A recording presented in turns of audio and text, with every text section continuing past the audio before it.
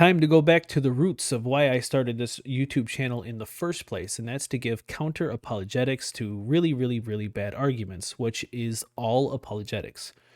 I came across this little gem, John MacArthur and Ben Shapiro, giving what the section is titled Difficult Parts of the Bible, but they start out, and I only listened to maybe about 30 seconds of this or so, and they start out with slavery apologetics. And I love me some slavery apologetics because there's no such thing as a good argument for biblical slavery. And they're just very easy to take down, generally speaking. So we're going to get right into it. If you enjoy this video, please give me a like. If you're not subscribed, go ahead and subscribe if you want more counter apologetics, because we're going to be getting into it. But without further ado, let's listen to Ben Shapiro and John MacArthur, The Difficult Sections of the Bible. Interesting to do this because you and I agree about the veracity of at least the first half of the Bible. We have a disagreement on where to file the New Testament. You put it in the nonfiction section, and I don't. I'm Jewish. So, but with that said, it starts out giving me a little bit of a laugh because this is two religious people. We have a Christian and a Jewish person, and they can't even agree. They can't even agree on what's true and what's not true, but yet they're going to have a discussion on the excuse me, at least the Old Testament. They're going to have a discussion on what may or may not be true from the Old Testament, even though they wholeheartedly disagree on how, salvation, if you can even have salvation. I don't know what Ben Shapiro's views are specifically on the afterlife or this and that. But it's just, all right, let's go. and we'll get to those disagreements in just a second, 'cause I'd be remiss if we didn't. But to take the difficult sections of the Bible, Sam Harris makes the case that, and I use Sam, but Richard Dawkins does the same thing. People who sort of have a cursory glance at the Bible, read it once through on their nightstand at a hotel, and now are experts. And I don't mean to be dismissive, but I do. But the idea is that they will pick out a section that is particularly awkward, and they will say, okay, well, the Bible was fine with this, so what's the deal? So let's do a couple of those sections, if you don't mind.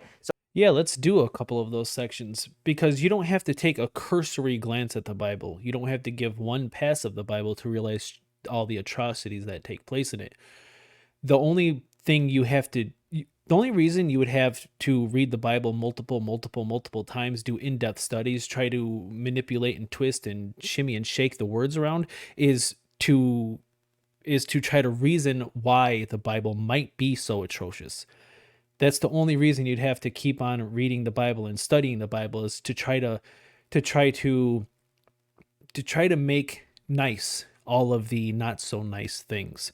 Because one quick glance, one read of the Bible, and it's pretty bad. You'd have to really dig deep to the only reason you would really have to dig deep is to try to make up lies for the Bible, I guess, is what I'm getting at. So let's take slavery. This is the example that's very often used, is that the Bible is okay with slavery. There are particular sections. The Bible is okay with slavery. That's not up for debate. The Bible is okay with slavery. Now, if you want to try to argue that the Bible thinks that slavery is a good thing, you might have your work cut out for you. But whether or not it's okay with it, it is okay with it. That's settled. It's okay with it. In the Old Testament that specifically talk about, for example, taking female captives and then shaving their heads and then marrying them, forcing them into marriage. How do we square this? How do we see? That's what I was just talking about. How do we square this away? How do we make this seem like it's not so awful? Because when if you lead an army into another town and you conquer that town and you say, hey, that woman over there looks pretty attractive, I'm going to take her for my wife, after you just slaughtered her entire family. And then you take her in, you shave her head, you give her a few 2 weeks or whatever it is to grieve the fact that you just slaughtered her family, and then you get to marry her. Under what, in what world is that an okay thing to do? In what world would that woman ever consent to marrying you? Does the woman have a choice? Hard to say. The Bible certainly doesn't make that clear. The Bible certainly doesn't say, all right, let's keep going. You know what? What verse is that? Hold on. I got my NIV pulled up. I like I like Bible study tools. What verse? What is the Deuteronomy 21? Get out of here, Ad. Deuteronomy 21. Oh.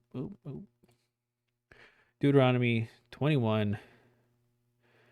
Okay, so we're just going to read it. Marrying a captive woman.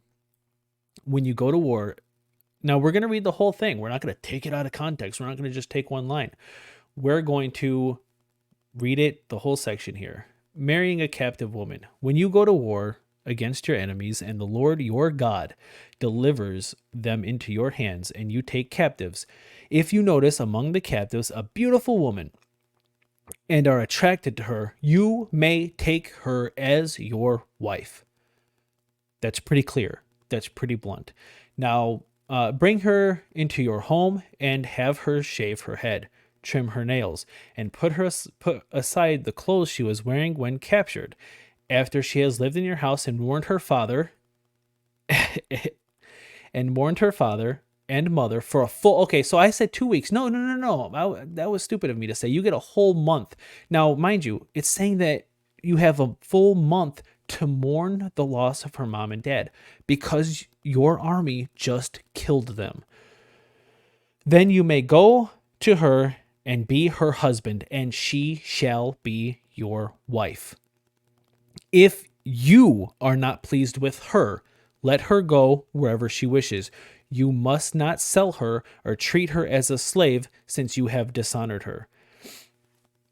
In what world is that okay? How can you possibly spin this verse to make it seem like it's okay? You can go into a town, you can massacre a woman's family, you can make her marry you, and if you're not pleased with her, you can boot her out the door. How do we square this away, Ben Shapiro and John MacArthur? I really want to know, because that is disgusting. And that's God's rules. That's not humans' rules. I mean, it opens up. And the Lord your God delivers them into your hands, and you take captives. This is God's doing. This isn't flawed humans. This isn't sin. This isn't the fall. This isn't not the ideal world. This is God. Please keep that in mind. Let's see. How can we square this away? This with Because the it basic sounds sense disgusting. of Western morality now, which is that slavery is a terrible evil. How could the Bible not? Why didn't the Bible just abolish slavery 3,000? Good question. Good question. Now, I want to hear John MacArthur's responses, and I'm stopping this because Ben Shapiro's asking some good questions. John MacArthur's going to give some dumb answers. I can almost guarantee it. Maybe he'll surprise me. Maybe he'll blow my mind. But I don't think so. 1,000 years ago. But yeah, that is a good question. Why didn't the Bible abolish slavery 3,000 years ago? They could abolish murder 3,000 years ago. I mean, they didn't abolish it as in end it, but they made it against God's law. The Bible abolished lying, stealing, worshiping other gods, hundreds and hundreds of other rules about what you can, your dietary habits, who you can sleep with, what kind of clothes you can wear, how you should trim your beard, your hair, all of these rules. But why didn't the Bible abolish slavery? Let's see. First of all, the Bible would never condone taking women as slaves, shaving their heads, and turning them into some kind of abject slave. Excuse me. So, if his only apologetic is that no, it didn't. We just read it. You can't just be like, "Nuh-uh, it doesn't say that it didn't do that." It did. We just read it. It did. That would never be advocated. The Old Testament elevates women, obviously. The Old Testament elevates women. No, it doesn't. So does the New Testament. But let's talk about slavery. The Bible never condones mistreating anyone, not even an animal. Yes, it does. Yes, it does. Yes, it does. It just condoned mistreating somebody because you can have her shave her head and trim her nails after you just murdered her family, and you can marry her. That's mistreatment. The Bible says that you can beat your slave as long as they don't die. I mean, there's hundreds of examples. There's so many examples of how you can absolutely mistreat somebody in the Bible. How do you square away when it says that you can beat your slave? I don't care if it's not the most brutal punishment in the world. It's like, oh, well, when it says that you can beat your slave, it's not saying that you can beat them within an inch of their life to where they're bloody. And I don't care. Even if you just take a cane or a whip or a stick or a rod, whatever, and hit them one time, that's mistreatment. So John MacArthur's argument here is so stupid. All he's saying is, no, it doesn't. You know what I mean? Like, come on, dude. Animal. The Bible never condones mistreating anyone. I want to make that very clear. The Bible calls for love and kindness. The Bible never condones mistreating anyone, not even an animal. John MacArthur, the Bible never condones mistreating an animal. How many animals were sacrificed to your God? Before the Jesus and the sins and the atonement and all that, how many animal sacrifices? Is the burnt offerings, is that not mistreating an animal? How many animals were slaughtered? Just, has John MacArthur ever read the Bible? My goodness. The Bible never condones mistreating anyone. I want to make that very clear.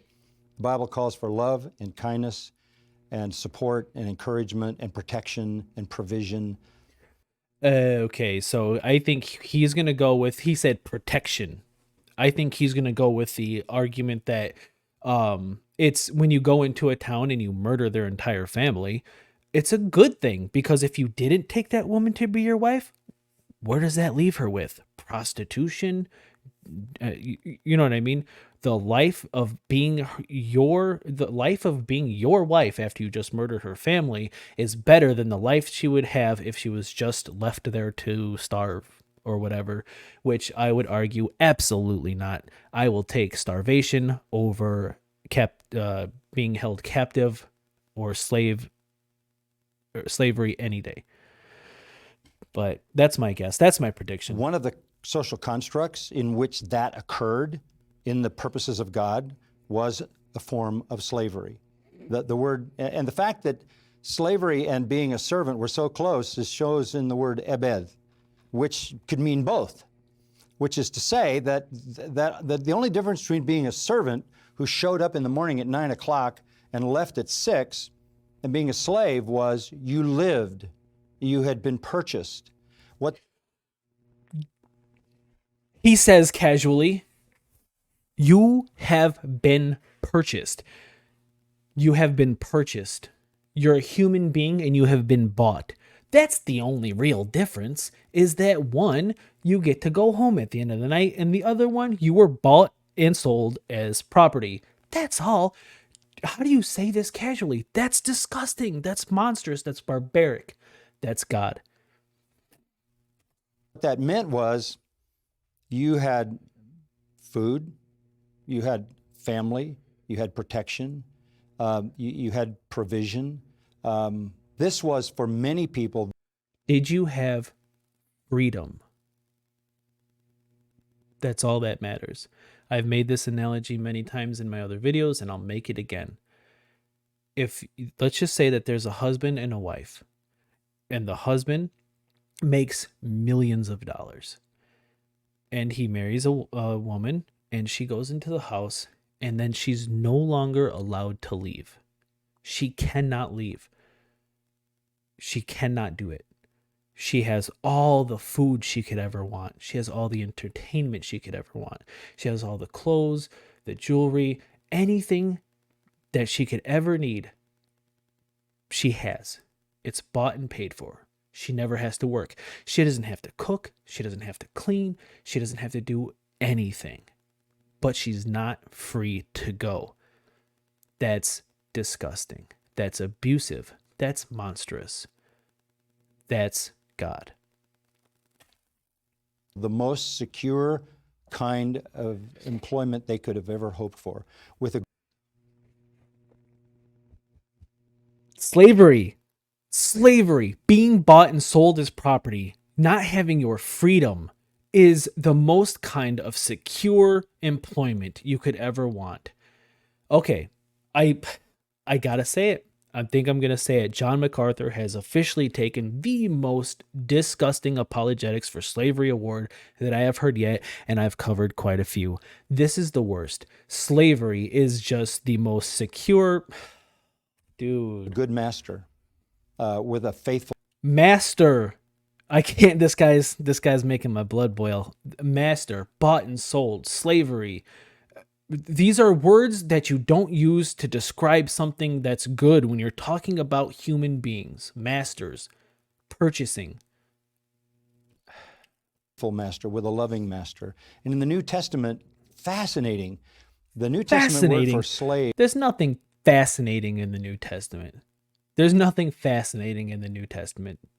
is doulos, and it's the equivalent to ebed in the Old Testament, but doulos is the word for slave, and it is used dozens of times to refer to a Christian. When we confess Jesus as Lord, we are saying, He is kurios, Lord, I am doulos, His slave. I can't think of a more wonderful relationship that any human being could ever have than to be the slave of one who loved and died for him, who provided. I can think of one where you have all of the love, all of the closeness, the intimacy, the bond, the friendship. You have an extremely, incredibly close and personal relationship with Jesus, but you're not a slave. There, that one's better. That one's better than the close relationship with Jesus and you are a slave. I mean, John MacArthur, boy, oh boy. Provided everything he or she would ever need, who promises eternal protection, eternal blessing, who raises that slave to become a son, adopts that slave into his family, and makes him a joint heir of everything he possesses in the eternal kingdom. So just taking the concept of Okay, stop with the metaphors and the poetry here. We're not talking about being a slave to Jesus in your heart. We're talking about actual physical chattel slavery. Get back to it. Stop with this poetic stop. Being a slave in the real world and not having your freedom is just like being a slave to Jesus. And what can be more beautiful than being a slave to Jesus, who has promised you eternal love and salvation and protection? The slaves didn't get that back in the day. They didn't get that. They were just slaves. Stop. Get on with it. of slave and turning it into some kind of a pejorative thing. Slavery is a... This is the point, that there were lots of social constructs. Some of the safest places people No. You don't get to just wash it away as a social construct. Because if it was a social construct, it would make perfect sense. People of the time were ignorant. People of the time were doing the best they could with the information that they had in the time that they lived in. It was disgusting. It was immoral, but it's the way it was. We've learned better. We've done better. That makes sense. But it's not a social construct, is it? This is God's law. Unless you're saying that God is just a social construct, John MacArthur, then no. This is God's law. This isn't man's law. This isn't human's law. This is God saying you can own other human beings as property for life. You can sell them to your kids. They are yours. You can buy them. You can sell them. They are your money. This is God's words, not man. could be in the ancient world would be with a master who loved them and cared for them. The Bible explicitly... The very notion that you have a master completely eliminates the possibility that you love and care for them. Because if you love and care for somebody, you immediately relinquish the title of master. You say, hey, I love you, I care for you, I will no longer be a master to you. You can live in my house, but we will live as equals. I will give you food, and we will eat at the table as equals.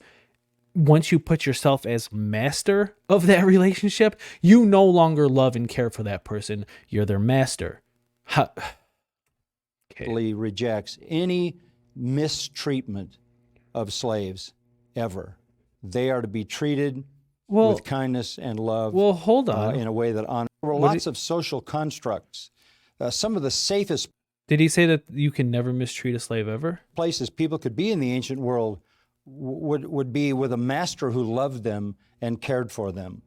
The Bible explicitly rejects any mistreatment of slaves. It specifically says that you can beat them with a rod as long as they don't die within a day or two. You can do that. That's mistreatment. Even if it's just one time with a rod, that's mistreatment. Ever. They are to be treated with kindness and love in a way that honors God and demonstrates care. Look at Ben Shapiro. Look at his face. He's just like, yeah, you're absolutely correct about all of this. Does he, I mean, okay, all right. We're not talking about Ben Shapiro here. We're on John MacArthur. But his just listening so intently, no questions, no objections. Does he not have any thoughts of his own? Or is John MacArthur just so happen to be speaking the exact way that Ben Shapiro thinks about this topic? I can't imagine that's the case. He doesn't have any thoughts on it? For them. Now, that's very different, that kind of thing, than transporting people across an ocean, putting them in chains. No. I don't care. I don't care in the similarities or the differences between biblical slavery and modern day, more modern day, like chattel slavery, transatlantic slavery. I don't care about the similarities or differences. A slave is a slave. Here's my definition of slave. Are you free to go? If the answer is no, you're a slave. That's it. You're a slave. If you are not free to go, if you cannot physically walk from one place to the other place on your own free will, whenever you want to, you're a slave. Now, don't get stupid and think, oh, well, children can't just walk out of their house when they're 6 years old. Like, oh, of course they can't. No, that doesn't make them a slave, but you know what I mean. If you don't have the freedom to make your own decisions and your own choices when you're of the age to do so, then you're a slave. Were people in biblical times free to go? No, they're slaves. Were chattel slaves, transatlantic slaves, were they free to go? No, they were also slaves. I don't care if biblical slavery was better or worse. It was slavery. It's all disgusting. Making them basically nothing but an elevated animal, if even elevated. That the Bible would never tolerate. But keep this in mind. Yes, it does. The Bible 100% condone to accept or and allow. It condones this form of chattel slavery, buying, selling, and purchasing of humans. John MacArthur has already said this in this interview, in the clip that we have already watched. In this video, he has said the difference between servant and slave was one was bought, one was purchased, one is property. You can have them for life. They are yours forever. There were probably 70 million slaves in the Roman Empire during the life of Jesus. Jesus never tried to abolish slavery. He says as if it's in his own defense. Jesus never tried to abolish slavery. Look at that. Jesus never tried to abolish slavery. That's not a good thing. Jesus was the second opportunity to get the stuff they got wrong in the Old Testament to get it right. And they failed again. He failed again on slavery. This is not you can't say this as it's okay. If Jesus came to abolish slavery, he failed. If the Apostle Paul came to abolish slavery, he failed. If the rest of the apostles' agenda was to change the culture, knock off Caesar, and wipe out slavery, they failed. Mm-hmm. If that's true, then Jesus went to the cross and said, "It is finished," but it wasn't. Okay. He didn't pull it off. But if he came to prevent us from going to hell forever by bearing... This has nothing to do with... What are you talking about right now, John MacArthur? What are you saying right now? This has nothing to do... It's like it's like Ben Shapiro says, "Hey, what about slaves in the Bible?" And he's like, "Well, if the Apostle Paul came to abolish slavery, then he failed. And Jesus actually came to just for the atonement, so you didn't burn in hell forever. That's why Jesus came." Okay, but what about the slavery in the Bible?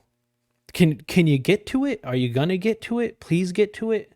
We're our waiting. sins in his body on the cross, then he did accomplish his mission.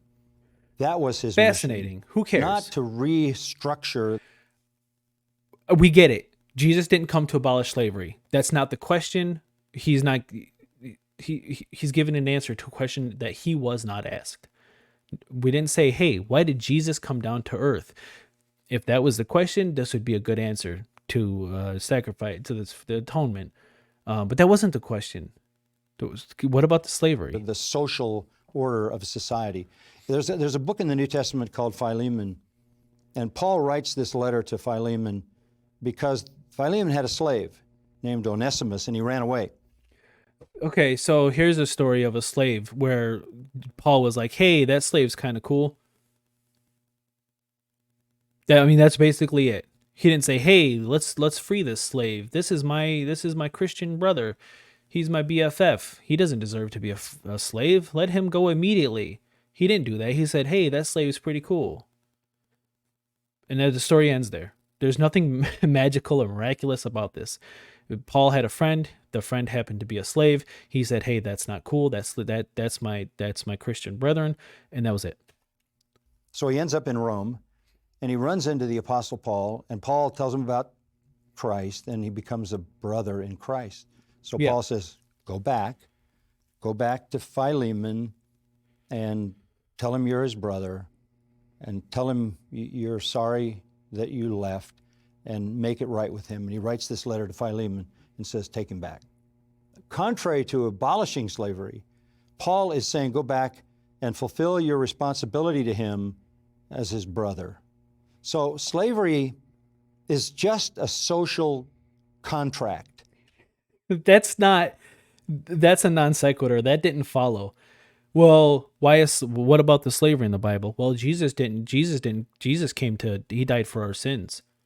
Okay. Well, what about slavery in the Bible? Well, Paul had a friend who was a slave, and he said that he should go back and be the slave should go back and be his slave. Okay, but what about slavery in the Bible? Well, slavery is really just a social construct. Like, okay, what about the God ordained slavery in the Bible? At its best, at its worst, it is the horrible kinds of thing that people sort of depict it as today. Okay. That's unacceptable. So let's talk about a couple more of these issues because it's, I think, edifying for folks and informative. The one, obviously, the hot button. Whoa. Okay, so this was the difficult sections of the Bible. The next chapter is the sin of homosexuality. Now, I know John MacArthur is a bigot, so we're gonna do this in a separate video. This is a few minute long clip of the sin of homosexuality. Difference between Jews and Christians, rabbinical Judaism, oral law, Jesus and the Old Testament, Jesus on the Old Testament. Okay, I don't care about literally any other part of this. Let's see.